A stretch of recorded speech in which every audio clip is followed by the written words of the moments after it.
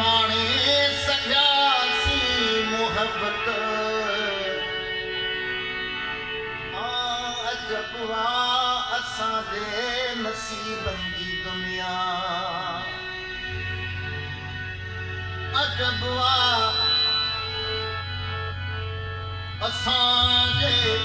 ओ नसीबन जी दुनिया राजन जी रानी ए मुंहिंजो वजूद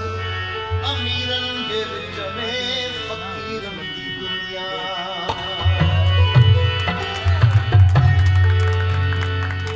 अमीरन जे विच में फकीरन जी दुनिया लम्हे लम्हे की झीरे छुरी थी लगे जिंदगी मौत खां भी बुरी थी लगे तुझे चेहरे पे खेदन जॾहिं वार था तुझे चेहरे पे खेदन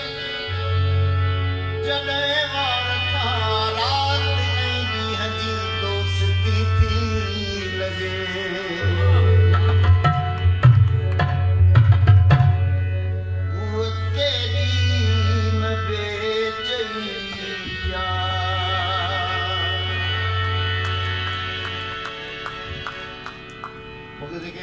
महफिल में चूसी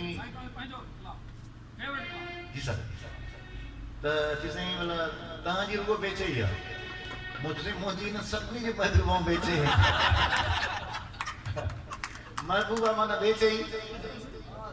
महबूबा कहना नहीं मानती वो जो अपनी सुनाए उसको बेचे ही कहते हैं हाँ ना सुनने हाँ